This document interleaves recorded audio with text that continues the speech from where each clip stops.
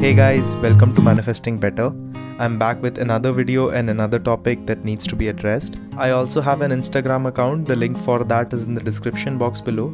Coaching is also available. The link for that too is in the description box below. Hey guys, hope you're well. So in this video, I want to talk about some common mistakes that people make while manifesting. Now, I have made similar videos like this before, but as I keep getting more and more exposure with knowledge and more exposure with clients, I keep finding out more things which are becoming very generally common with what people are doing, which is not helping them get into the place where they are going. And the thing is that many of you, if you would just work on these things, it would automatically accelerate your manifestation journey, and you wouldn't need to find out more techniques or more methods or more things to do to get into a better pattern with your manifesting and your manifestations. So I will cover, I have a few things that I want to talk about, and I will cover all of them with examples. So let's just directly get into the video. The first thing that is a very common mistake while manifesting is jumping the gun too soon. Now, this is usually a case while manifesting a specific person or love in some regard. So I will explain this situation in terms of an example, and then I will get to the point of what to do about it. So let's say I'm someone who's manifesting a relationship. Let's say the girl, like I'm Linda, and I want to manifest a relationship. And I'm manifesting a relationship with my ex who I have been in no contact with for the past 10 months. And while manifesting the relationship, I have been working on myself. I have been changing myself. I have been trying to get into a better pattern of understanding what a relationship is. I have been working on my inner child wounding, my forgiveness, resentment, everything. And then after working on this for a few months, or let's say a few weeks or a few days, whatever the gestation period for me is, I get a text from my specific person. And let's say my specific person texts me and says, "Hey Linda, hope you're well. And I hope everything is going good with you. I was just thinking about you because I went to this bookstore where we used to go, and I just hope that you're doing all right." Right? And that's a good message. That is movement, a good quality of movement. Because I didn't chase for it, I didn't beg for it. It came automatically. It was respectful. And while working on this, then I get to a place where I say that, okay, great. Now this person has reached out. I reach back out to him and we have a small conversation, right? After the small conversation, on the second day, I text him again. Okay, maybe I texted him because maybe I wanted to initiate a conversation. Then he doesn't reply. Then I text him again. Then I text him again. Then I text him again. And this happens up after every few days, and he's not replying. Sometimes he's replying, sometimes he isn't. And then I have just gotten into the habit of hoping, well, I have been working on myself for so long. Why is it that he's still not changing?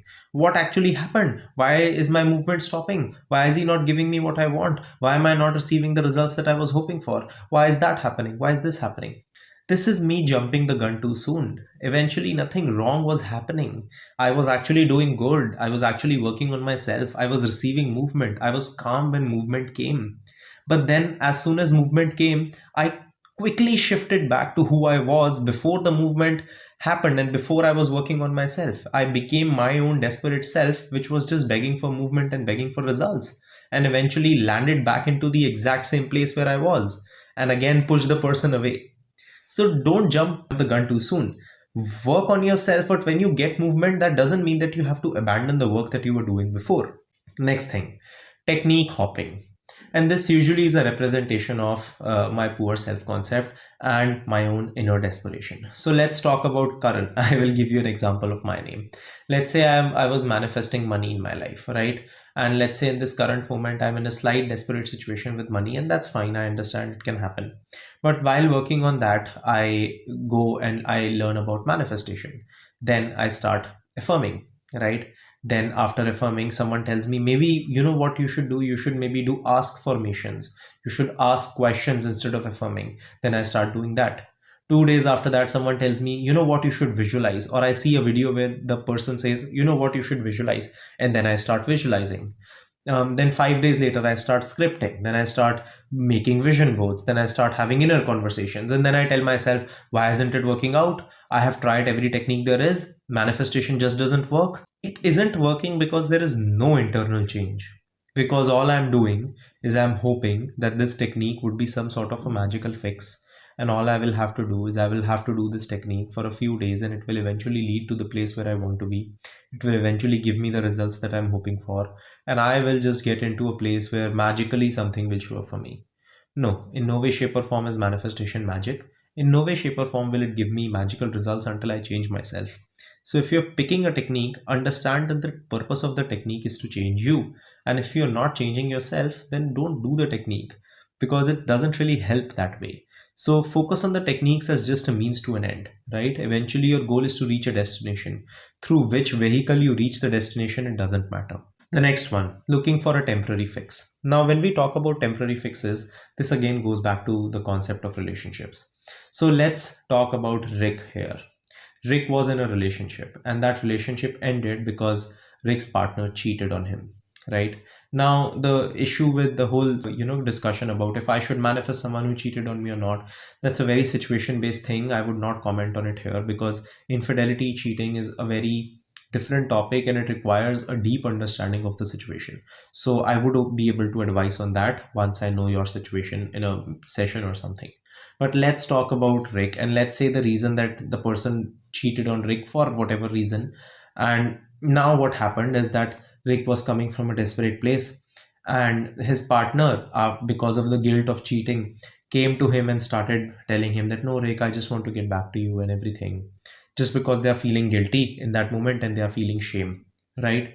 Rick still holds a lot of resentment, and even if Rick is making the decision that I want to get together with this person, Rick still hasn't worked on the issues. Rick still hasn't understood that they now have a perception of relationships which is flawed. Rick still hasn't worked on forgiveness. Rick still hasn't made a decision that they really want to be with this person.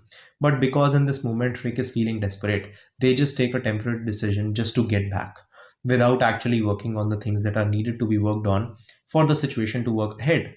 What eventually happens? The same thing eventually a few weeks later, when the rush of emotions fall down and people start to get back to their normal, they start acting the same way. And it doesn't mean once a cheater, always a cheater. I highly, highly, highly disagree to that because people always keep changing. Like everyone is always changing. I have changed, you have changed. I know people who used to cheat in some relationships and are now in the healthiest marriages possible. It all depends on how you work on yourself. But you need to give the person a chance to actually work on themselves, and you need to work on yourself too. You need to work on the resentment, the trauma that you have gained from this, because that is a curse that has been given to you, and you still have to work on it even if you don't like it, right? So don't go for temporary fixes just because your emotions tell you to. Work on a permanent solution and focus on permanent solutions. The next thing, making it about them. Let's talk about Paul. Now I'm taking characters from Peaky Blinders. So let's talk about Paul. Let's say Paul is in a relationship where she was not treated well and she eventually decided to break it off, right? Now, as Paul decided to break it off, now she's wanting to manifest love in general. And now, while manifesting love in general, what happened is Paul met this guy, right? And then she met another one. And in 2, 3 guys that she was dating, she saw a very similar pattern of men coming towards her and then eventually pulling away when she was starting to get attracted towards them, right? And then Paul asks herself that why do men keep doing this to me? The issue with that is like it's not a very big issue, it's a very subtle issue. Understand this. If she's just trying to make it about them, that oh, men keep doing that to me, why do men keep doing that to me, the bigger possibility is also that I am playing a role that is allowing people to do that to me consistently. So maybe a better question to ask myself shouldn't be that why do men keep doing this to me. Maybe a better question should be, why is it that I am only getting attracted to choosing or manifesting, or how am I acting differently in front of men when I get attracted to them, that they start to get slightly off towards me? Or am I just over analyzing everything in a way where this man is actually not choosing me? Maybe I have just met him 2 days back and I'm expecting him to be a boyfriend, right? Which I truly don't want. I just want him to show me some attention because I want to feel validated, but maybe it's his different way. So make it about yourself. Ask yourself, what part of me is getting this and what part of me can change? Because only once you start changing that part of yourself is when you will get the eventual full results that you're looking for. The next thing, not being consistent enough. Now this eventually comes down to just giving up as soon as you see a few results. So here, let's talk about Arthur. Now Arthur is in a relationship with Linda, right? And now Arthur has gotten into a place where Linda has broken up with him And if you guys have seen Peaky Blinders, you know that Linda breaks up with Arthur. So Linda breaks up with him, and what happens is that as Arthur is working on himself, Linda starts to come back, right? And as Linda starts to come back, she starts to show him some attention. Arthur starts to say, great, I did these techniques and methods and I was consistent with working on myself till Linda came. But now as Linda is here, I will abandon all of it. I will just start to get into a position where I will just start to abandon the results, and I will just go back into maybe day drinking and just sabotaging my life because now Linda is here. Please don't do that. Please don't abandon the change that you are starting to make once you start getting results, because those results came because you were working on yourself, and you abandoning that self work is just going to make sure that the results go away permanently. So I hope that this video resonates with you and you take the learnings that you can from this. I wish you guys all the best, and I will see you guys in the next one. Click the like button if you liked the video. Subscribe and turn the notifications on for more such content. Comment down your video suggestions, and I will see you guys in the next one.